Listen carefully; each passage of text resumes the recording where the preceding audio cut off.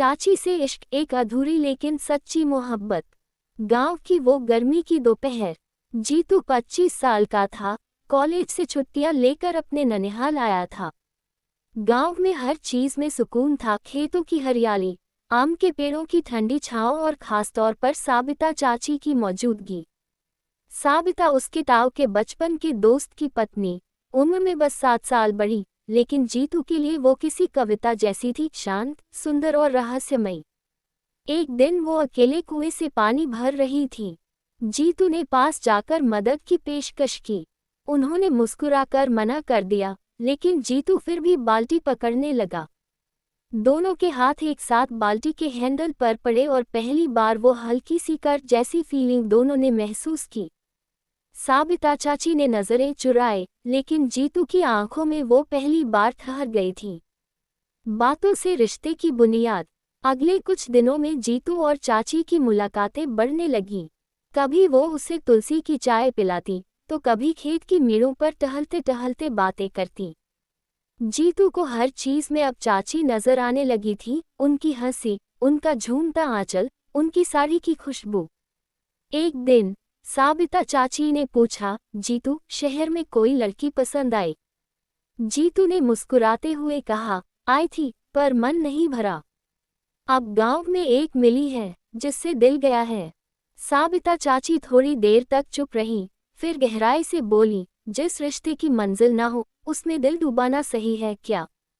जीतू ने उनकी आंखों में देखा, अगर डूबना इतना सुकून दे, तो क्या जरूरी है किनारा?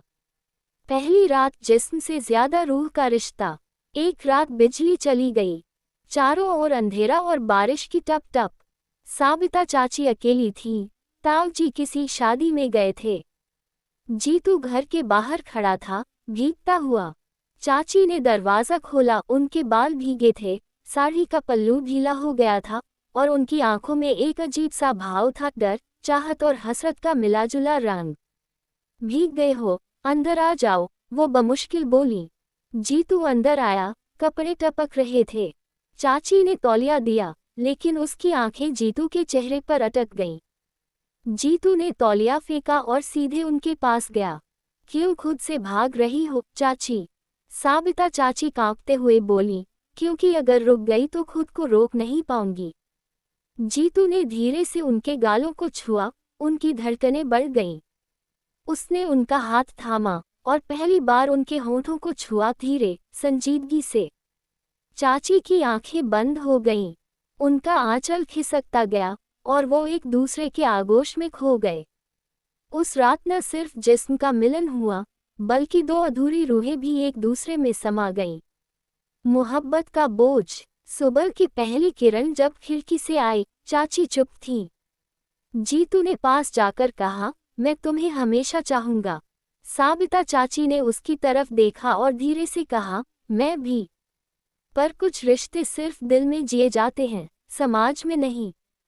जीतू ने उनका हाथ थामा, तो क्या इस रात को भूल जाना चाहिए? चाची ने मुस्कुराते हुए कहा, नहीं, इस रात को याद रखना।